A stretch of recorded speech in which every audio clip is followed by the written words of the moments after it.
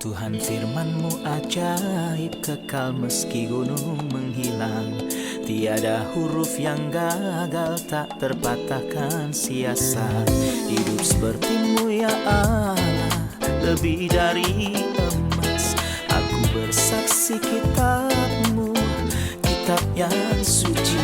Mendengarkan firman-Mu, hibur hati yang luka.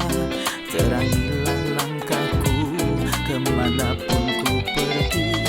Biarkanlah firman-Mu berkuasa atasku. Ubahkanku, bebaskanku, ku mau menyenangkan-Mu. Tuhan firman-Mu ajaib, kekal meski dunia. Ubah dan bebaskan aku, mau menyenangkan-Mu. Salam jumpa pemirsa terkasih, saya menyambut Anda sekalian dimanapun Anda berada dalam episode terbaru program studi harian kita Semua Kitab Suci, di mana kita mempelajari semua kitab di dalam Alkitab, dari Kejadian hingga Wahyu, dari hari Senin hingga hari Jumat. Kita telah sampai dalam kitab Mazmur, kitab puisi kedua di dalam Perjanjian Lama. Sekelompok pemazmur disebut lagu pendakian. Pada episode hari ini kita akan mempelajari 3 mazmur sekaligus, Mazmur 120, 121, dan 122. Untuk memulai, izinkan saya untuk menyambut tamu kehormatan di studio, seorang hamba Tuhan, Saudara Yosef Riyad. Selamat datang Saudara Yosef. Selamat datang Saudara Riyad. Kami juga menyambut hadirin di studio, selamat datang. Saudara Yosef, mohon berikan tanggapan tentang lagu pendakian sebelum kita mulai pembelajaran Mazmur 120. Ada 15 mazmur dari Mazmur 10 sampai Mazmur 134. Mereka terbagi-bagi menjadi 5 bagian. Setiap 3 mazmur mempresentasikan satu kelompok. 4 dari mazmur ini ditulis oleh Daud dan satu lagi ditulis oleh Salomo. Dan 10 mazmur ditulis oleh penulis yang tidak diketahui. Tapi beberapa komentator mengatakan bahwa kemungkinan besar 10 mazmur ini ditulis oleh Raja Hizkia, dan mereka berkata bahwa mereka memilih Hizkia yang menjadi penulis mazmur ini karena mereka mencocokkan dengan testimoni dari Hizkia. Apakah testimoni dari Hizkia? Hizkia adalah raja yang berkenan bagi Allah. Kemudian banyak sekali musuh berdatangan seperti Sanherib, raja dari Assyria, dan raja yang jahat ini membuat kewalahan, namun ia menghadap kepada Allah dengan doa. Tapi masalah yang terbesar yang menimpa Hizkia adalah jawaban Allah yang berkata bahwa ia akan meninggal dunia. Yesaya memberitahu dia kabar ini, maka Hizkia berdoa kepada Allah dan Allah menjawab doanya.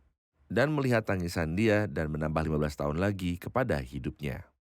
Dan Hizkia bertanya tentang tanda bahwa Allah ingin menambahkan 15 tahun lagi dalam hidupnya. Maka Yesaya berkata padanya, akankah bayangan berjalan maju 10 langkah atau mundur 10 langkah? Dan Hizkia menjawab, hal yang mudah untuk bayangan berjalan maju 10 langkah daripada bayangan berjalan mundur 10 langkah. Maka kemudian Allah membawa bayangan itu mundur 10 langkah, di mana itu akan berakhir pada langkah dari Ahaz, dan langkah itu adalah seperti jam bayangan matahari. Maka bayangan itu berjalan mundur 10 langkah seperti bumi berputar secara terbalik.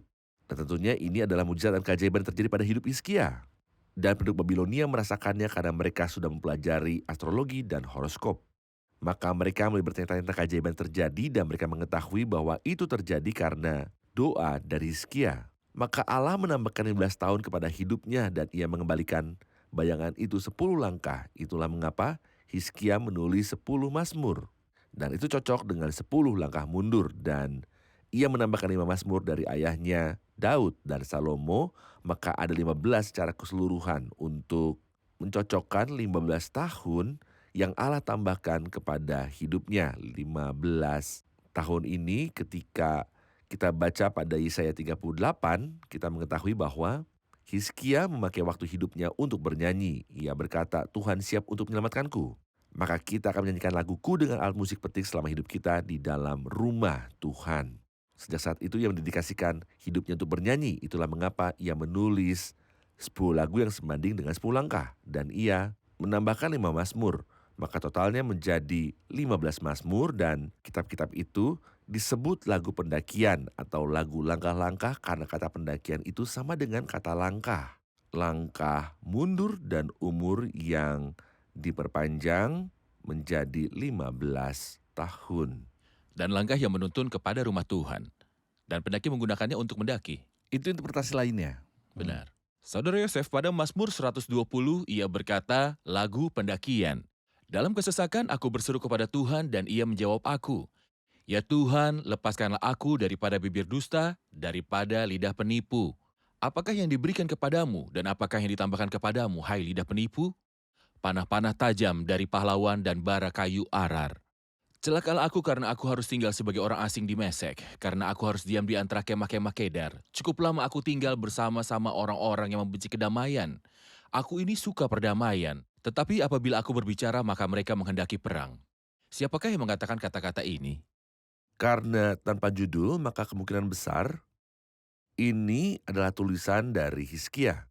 Kemungkinan besar ia adalah orang yang menulis Mazmur ini dan memasukkan ke dalam kelompok lagu para pendaki. Kita melihat di ayat pertama merangkum keseluruhan ide lagu para pendaki. Dalam kesesakanku, aku berseru pada Tuhan dan ia menjawab aku. Kita mendapatkan 3 inti dari lagu ini.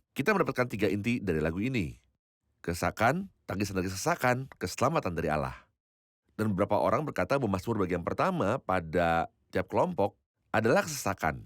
Dan Mazmur pada bagian kedua adalah tangisan. Dan Mazmur bagian ketiga adalah keselamatan. Dan kita mengetahui bahwa tiap kelompok terdiri dari 2 Mazmur dengan penulis yang tidak diketahui dan Mazmur dengan penulis yang diketahui. Setiap kelompok maksudnya 5 dikali 3, maka setiap kelompok 4. terdiri dari 3 Mazmur. Bagus. Baik, Tiap silakan. kelompok dari 3 Mazmur memiliki 2 Mazmur dengan penulis yang tidak diketahui. Dan kita setuju bahwa kemungkinan besar Hizkia adalah sang penulis yang tidak diketahui dan Mazmur yang ditulis oleh penulis yang diketahui adalah antara lain Daud yang menulis 4 Mazmur atau Salomo yang menulis Mazmur 127. Maka ayat pertama merangkum Mazmur ini dan merangkum roh untuk kelompok Mazmur yang berikutnya.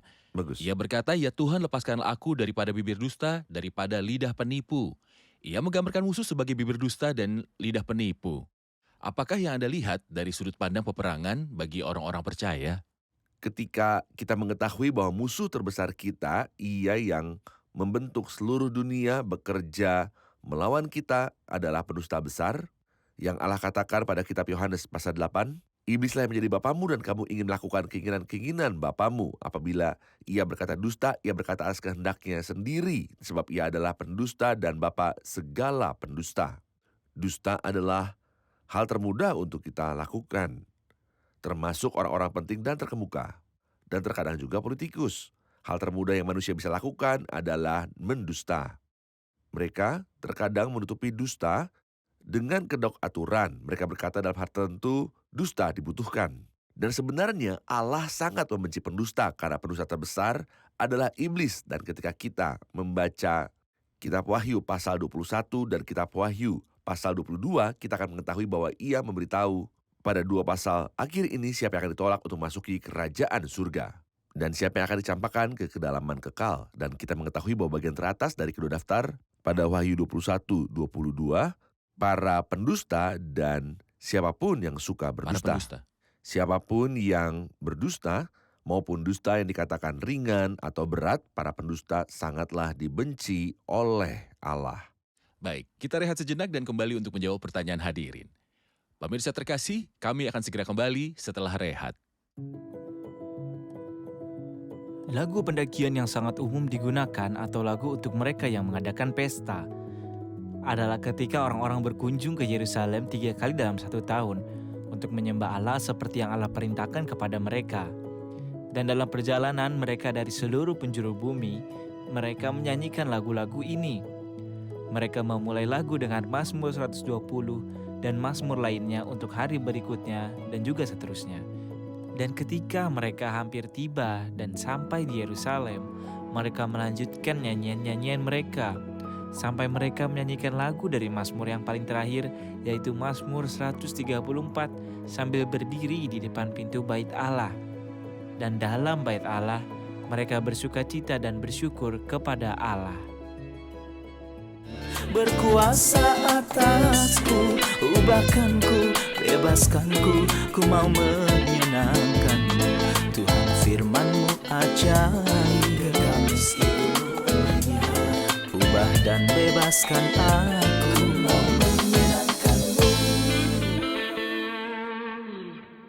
Kami telah kembali pemirsa terkasih, mari lanjutkan pembicaraan kita dari kitab Mazmur secara spesifik Mazmur pasal 120. Saya memiliki pertanyaan pada ayat 4 dan 5. Ia berkata, panah-panah yang tajam dari pahlawan dan bara kayu arar. Celakalah aku karena harus tinggal sebagai orang asing di Mesek, karena harus diam di antara kemah-kemah Kedar. Kita membutuhkan klarifikasi untuk ayat ini. Silakan Saudara Yosef. Ayat 4 adalah jawaban untuk pertanyaan dari ayat 3. Apakah yang diberikan kepadamu?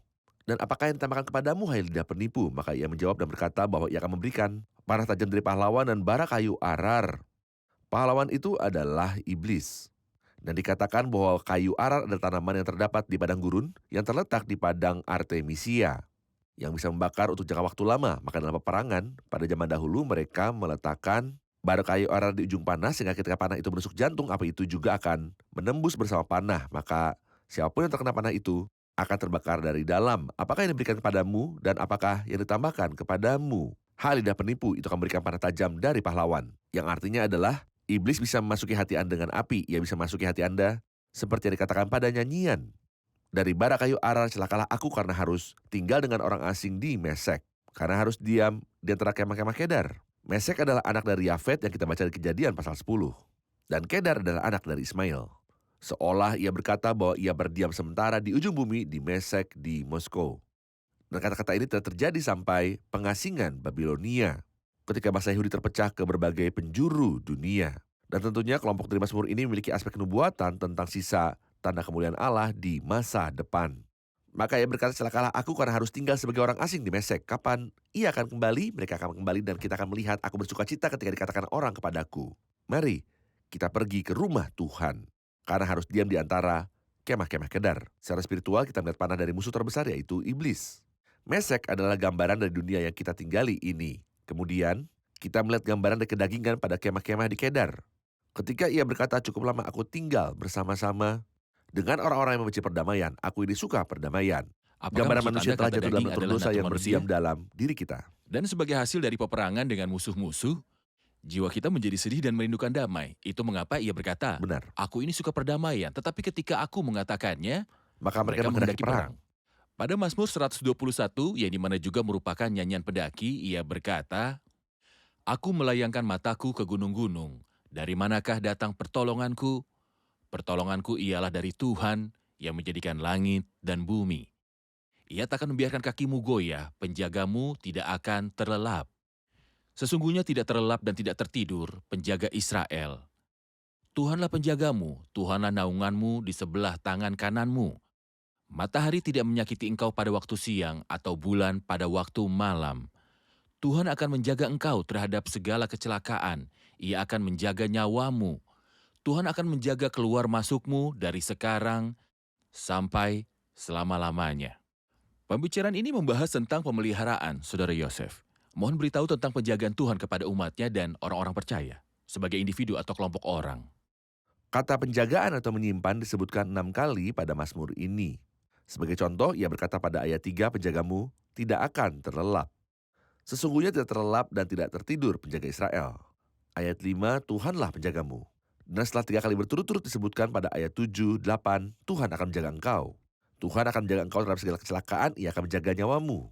Tuhan akan menjaga keluar masukmu, dan ini adalah salah satu berkat terbesar dalam perjalanan ini. Kita sedang melakukan perjalanan menuju rumah surgawi kita. Tapi apakah kita selalu dalam penjagaan? Nyanyian pujian Gembala yang Agung sedang menjaga kita. Dan kita aman dan tentram di dalam tangannya. Itulah mengapa kita bersuka cita dengan Tuhan yang menjaga. Ia disebutkan sebagai Tuhan akan menjaga engkau terhadap segala kecelakaan, ia akan menjaga nyawamu. Tuhan akan menjaga keluar dan masukmu. Dari sekarang sampai selama-lamanya, kita bisa berjalan selagi menurut kepercayaan kita kepada Tuhan ini, bahkan ketika kita tertidur. Penjagamu tidak akan terlelap, saya akan tertidur selagi menaruh percayaan saya pada Tuhan yang agung, yang tidak akan terlelap atau tertidur. Ia berkata di bagian awal Mazmur, aku melayangkan mataku ke gunung-gunung, dari manakah akan datang pertolonganku? Pertolonganku adalah dari Tuhan. Apakah ini dorongan bagi kita untuk melayangkan mata kita ke gunung-gunung? Ataukah ia ingin kita melampaui gunung-gunung dan melihat hal yang lain? Surat Ibrani yang asli tidak memiliki tanda baca. Tanda baca sudah diperbaharui, orang-orang tidak mengetahuinya sampai tahun-tahun belakangan ini. Tapi itu semua membantu dalam pengertian beberapa kata.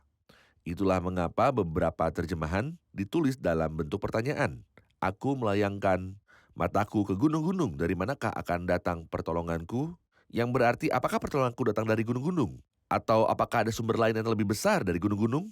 Gunung-gunung menggambarkan pemerintahan tentang kuasa yang besar. Apakah kuasa besar bisa menjaga kita dan mendampingi kita? Kalau ini yang mendampingi kita, kita akan tersesat dari lama, tapi tidak. Pertolongan kita tidak datang dari gunung-gunung atau apapun yang bisa mempresentasikan gunung-gunung, tapi pertolonganku ialah dari Tuhan yang menjadikan langit dan bumi. Kita ingin mendorong semua yang sedang berada dalam fase membuat keputusan dan semua yang sedang ragu untuk mengambil keputusan yang mungkin salah dan ingin mengetahui isi pikiran Tuhan dan ingin berjalan dalamnya. Pada ayat 3 ia mengatakan, ia takkan membiarkan kakimu goyah. Apa yang akan Anda katakan? Tuhan memelihara orang-orang sederhana. Ayat ini disebutkan di Mazmur 116 telah menghibur saya berkali-kali. Jika saya telah diselamatkan dan saya menginginkan kehendak Tuhan dan saya ingin mengetahui kehendak Tuhan walaupun saya tidak mengerti, Tuhan akan menopang saya saat saya jatuh. Ia tak akan membiarkan kakimu goyah. Bahkan ketika saya mulai membuat kesalahan, ia akan meluk saya. Layaknya seorang ayah yang berjalan bersama anaknya, seorang anak bisa melakukan kesalahan apapun, tapi selama dia bersama sang ayah, dia akan aman karena sang ayah akan selalu memegang tangannya pada waktu yang Langkah tepat. kaki orang-orang yang dikasihinya, dilindunginya. Benar. Kita rehat sejenak dan kembali untuk menjawab pertanyaan hadirin. Pemirsa terkasih, kami akan kembali setelah rehat. Tetaplah bersama kami. Ubahkanku, bebaskanku, ku mau menyenangkanmu. Tuhan firman-Mu ajaib, kekal seluruhnya. Ubah dan bebaskan aku, mau menyenangkanmu. Kami telah kembali pemirsa terkasih, mari lanjutkan pembelajaran kita dari kitab Mazmur. Kita sekarang ada di Mazmur 121 dan akan menjawab pertanyaan hadirin. Pada Mazmur 121 ayat yang ke-6, matahari tidak menyakiti engkau pada waktu siang atau bulan pada waktu malam. Kita ingin mengetahui tentang serangan di siang hari dan serangan di malam hari. Mereka bilang seseorang terkena sinar panas matahari. Tetapi apakah arti dari serangan bulan pada waktu malam? Sinar matahari membuat seseorang merasa panas, demam, dan tidak mengingat apapun saat demam. Tapi serangan bulan terjadi pada seseorang yang hidup di padang gurun ketika ia melihat ke bulan. Saat bulan itu penuh, saat bulan terlihat utuh, saat itu ketika ia melihat ke bulan untuk jangka waktu lebih dari berapa menit, ia bisa menjadi buta atau berhalusinasi. Dan mereka yang hidup di padang gurun mengetahui akan hal ini. Dan ini berarti Tuhan menjaga kita ketika malam hari dan siang hari. Kita bisa membaca contohnya pada Mazmur 91, engkau tidak usah takut terhadap kedahsyatan malam, terhadap panah yang terbang di waktu siang, terhadap penyakit sampar yang berjalan di dalam gelap, terhadap penyakit penular yang mengamuk di waktu petang. Tuhan berjanji untuk menjaga kita pada siang hari dan malam hari, dalam masuk dan keluar. Kita selalu dalam penjagaan. Hal yang baik bagi orang percaya untuk mendukung sesama dengan kata-kata ini. Seorang istri berkata sampai jumpa kepada suaminya yang akan pergi, Tuhan akan menjagamu, masukmu dan keluarmu. Seorang ibu berkata sampai jumpa kepada anaknya yang akan naik bus, ia berkata Tuhan Benar. akan menjagamu, keluarmu, masukmu. Benar. Hal yang baik mendukung Tepat. sesama dengan kata-kata dari Benar. Alkitab, yaitu tentang kecukupan yang diberikan Tuhan dan penjagaannya kepada Benar. kita. Benar. Mari kita buka Mazmur pasal 122, itu juga merupakan nyanyian pendaki yang dituliskan oleh Daud. Di sini ia mengatakan, Ya. Aku bersukacita ketika dikatakan orang kepadaku, mari pergi ke rumah Tuhan. Sekarang kaki kami berdiri di pintu gerbangmu, hai Yerusalem.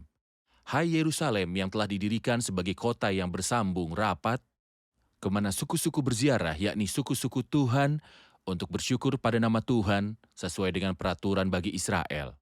Sebab di sanalah ditaruh kursi-kursi pengadilan, kursi-kursi milik keluarga Raja Daud. Berdoalah untuk kesejahteraan Yerusalem. Biarlah orang-orang yang mencintaimu mendapat sentosa. Biarlah kesejahteraan ada di lingkungan tembokmu dan sentosa ada dalam purimu. Oleh karena saudara-saudaraku dan teman-temanku, aku hendak mengucapkan semoga kesejahteraan ada di dalammu. Oleh karena rumah Tuhan Allah kita, aku mencari kebaikan bagimu. Mohon beritahu tentang Mazmur ini yang dimulai dengan kalimat aku bersukacita ketika dikatakan orang kepadaku, mari kita pergi ke rumah Tuhan. Hal yang baik ketika mengetahui bahwa rumah Tuhan pada perjanjian lama adalah sesungguhnya rumah. Dan mereka pergi mengunjungi rumah Tuhan. Dan hal yang baik ketika mengetahui bahwa rumah zaman sekarang berbicara tentang roh. Saya tidak pergi ke rumah. Tapi Alkitab memberitahu pada kitab Ibrani pasal 3 dan rumahnya Ialah kita. ialah kita, maka gereja adalah rumah Tuhan. Gereja bukan berarti gedungnya. Beberapa orang berpikir bahwa gereja adalah gedung, tapi gereja adalah jemaat orang percaya. Taruhlah pengertian ini dalam pikiran kita. Tapi setelah itu ia berkata, sekarang kaki kami berdiri di pintu gerbangmu, hai Yerusalem. Artinya sebelum menuju ke rumah Tuhan, sampainya di Yerusalem, ia berdiri. Akhirnya ia telah sampai di kota yang ia rindukan. Sekarang kaki kami berdiri di pintu gerbangmu, hai Yerusalem. Dan setelah ia berkata, hai Yerusalem yang telah didirikan sebagai kota yang bersambung rapat. Tidak ada celah untuk musuh masuk ke dalam, dan tentunya terdapat ajaran spiritual untuk kita. Kita tidak seharusnya buka celah untuk iblis masuk ke dalam hati kita yang rentan. Karena iblis melihat celah untuk menembus masuk ke dalam gereja Tuhan ataupun hidup saya. Jika iblis mendapatkan celah dalam hidup orang percaya secara individu, ia akan masuk ke dalam. Itulah mengapa kita tidak boleh memiliki celah. Ia berkata, kemana suku-suku berziarah? Yakni suku-suku Tuhan untuk bersyukur kepada nama Tuhan sesuai dengan peraturan bagi Israel. Mereka sudah biasa mendaki 3 kali ke Yerusalem untuk menyembah. Dalam perayaan dan dengan seperti ini terbentuklah peraturan bagi Israel. Mereka mengingat Tuhan dan menyembahnya. Dan ini adalah kesaksian yang luar biasa dari Apakah 3 Israel. pesta yang mereka rayakan untuk pendakian mereka? Perayaan Paskah yaitu perayaan pertama. Perayaan yang ke-50 yaitu perayaan keempat di Timur Tengah. Dan perayaan Bilik yaitu perayaan ke-7 dalam bulan ke-7. Sampai ayat keempat dimengerti bahwa proses pendakian ke rumah Tuhan adalah penyembahan dan ucapan syukur. Di ayat 5 dikatakan sebab di sanalah ditaruh kursi-kursi pengadilan. Apa yang dimaksud dengan sebab di sanalah ditaruh kursi-kursi pengadilan dan siapakah yang duduk di tahta dan kursi pengadilan? Hal yang baik untuk mengetahui bahwa Yerusalem merupakan kota dari rumah Allah, tapi Yerusalem juga merupakan kota dari raja hebat. Hal yang baik untuk mengetahui bahwa ada hubungannya dengan Tuhan, tapi juga dengan pengadilan. Dan hal baik bagi gereja untuk memiliki pengadilan secara gerejawi. Ketika Tuhan berkata di Matius pasal 18, sebab di mana 2 atau 3 orang berkumpul dalam namaku, Tuhan juga berkata, sesungguhnya apa yang kamu ikat di dunia ini akan terikat di surga, dan apa yang kamu lepaskan di dunia ini akan terlepas di surga. Maka ia bicara mengenai pengadilan secara gerejawi. Baiklah kita menyimpan pengertian ini dalam pikiran kita bahwa ada aturan dalam rumah Tuhan. Ada kebenaran, ada kekudusan. Kita tidak bisa mempertimbangkan kasih Tuhan karena tentu ia adalah kasih. Tapi kita tidak bisa mempertimbangkan itu dan menghiraukan kekudusan dan kebenaran Tuhan. Dan kita tidak bisa mempertimbangkan bahwa semua hal bisa diterima oleh Tuhan. Kebalikannya, kekudusan menghiasi rumahmu. Dan kita tidak bisa berlaku tidak adil kepada sama di dalam rumah Tuhan. Ini tidak bisa terjadi sebab di sanalah ditaruh kursi-kursi pengadilan. Kursi-kursi milik keluarga Raja Daud. Anda telah membahas tentang rumah Tuhan dan kita telah mengetahui pengorbanan seperti ucapan syukur dipersembahkan di dalam rumah Tuhan dan ada juga pengadilan gerejawi. Dan pentingnya pengadilan gerejawi untuk menjamin kesehatan dari kesaksian untuk para jemaat. Ayat berikut mengatakan berdoalah untuk kesejahteraan Yerusalem, biarlah orang-orang yang mencintaimu mendapat sentosa, biarlah kesejahteraan ada di lingkungan tembokmu dan sentosa di dalam purimu. Saya ingin membahas ini jika ada gereja lokal yang tidak mempraktekkan pengadilan gerejawi, bisakah ayat 6 dipergunakan? Akankah ada damai untuk mereka? Akankah ada kemakmuran untuk mereka? Sebenarnya kata damai disebutkan di ayat 6, 7, dan 8. Itu disebutkan 3 kali. Satu di ayat 6, berdoalah untuk kesejahteraan Yerusalem. Ayat 7, biarlah kesejahteraan ada di lingkungan tembokmu. Ayat 8, aku hendak mengucapkan semoga kesejahteraan ada di dalammu. Dan seperti yang Anda katakan kalau ini bukanlah pengadilan gerejawi, maka tidak akan ada damai karena buah dari kebenaran adalah damai. Hubungan antara kebenaran dan damai itu sangat erat. Kapanpun ada kebenaran, di situ ada damai. Sebab kerajaan Allah bukanlah soal makanan dan minuman, tetapi soal kebenaran, damai sejahtera, dan sukacita oleh Roh Kudus. Yang kita mengerti dari pengadilan gerejawi adalah melatih kekudusan di dalam rumah Tuhan Bagus. dan mengadili iblis. Kalau iblis masih tersisa, untuk kepentingan kesopanan dan pilih kasih, damai akan hilang. Damai akan Berawal dari hilang. hal kecil kemudian membesar, maka tidak akan ada damai dalam kesatuan ini. Tentu saja. Tuhan memberkati Anda, Saudara Yosef. Kita telah di akhir episode.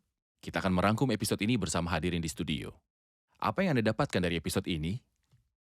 Pertolonganku ialah dari Tuhan, penjagamu tidak akan terlelap. Ayat-ayat ini menjadi pendukung untuk kehidupan kita. Salah satu berkat terbesar yang bisa kita terima saat ini adalah pemeliharaan agung, langkah kaki orang-orang yang dikasihinya dilindunginya. Mulut pendusta tidak membawa apapun selain panah tajam dari iblis. Saya belajar untuk tidak menatap pada siapapun kecuali Tuhan yang membuat langit dan bumi. Dalam Mazmur 122 dikatakan, Hai Yerusalem yang telah didirikan sebagai kota yang bersambung rapat. Saya telah belajar untuk tidak membuka celah dalam hidup saya agar iblis tidak memasuki hidup saya. Terima kasih Tuhan memberkati, terima kasih Saudara Yosef, Tuhan memberkati. Pemirsa terkasih, saya ingin menutup episode ini dengan kata-kata dari Mazmur pasal 121. Ini adalah kata-kata yang sangat membangun, firman Tuhan yang bisa Anda gunakan dikala Anda merasa takut. Aku melayangkan mataku ke gunung-gunung, dari manakah akan datang pertolonganku? Pertolonganku ialah dari Tuhan yang menjadikan langit dan bumi. Ia tak akan membiarkan kakimu goyah, penjagamu tidak akan terlelap. Penjaga Israel sesungguhnya tidak terlelap dan tidak tertidur. Tuhanlah penjagamu, di sebelah tangan kananmu. Matahari tidak menyakiti engkau pada waktu siang atau bulan pada waktu malam. Tuhan akan menjaga engkau terhadap segala kecelakaan. Ia akan menjaga nyawamu. Tuhan akan menjaga keluar masukmu dari sekarang sampai selama-lamanya. Tuhanlah yang akan menjadi penjaga Anda, pemirsa terkasih. Sampai jumpa di episode selanjutnya. Tuhan besertamu.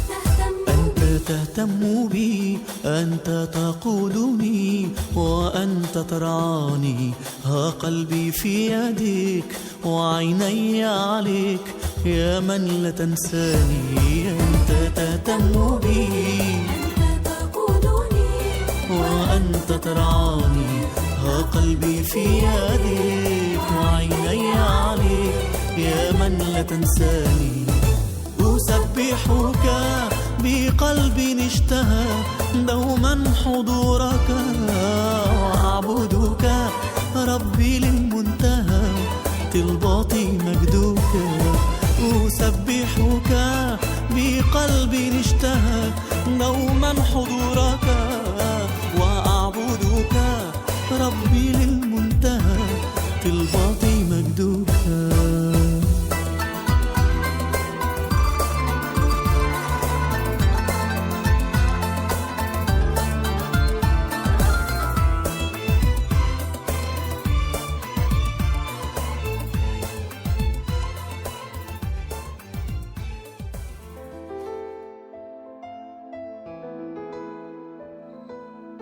Tuhan firman-Mu ajaib, kekal meski gunung menghilang.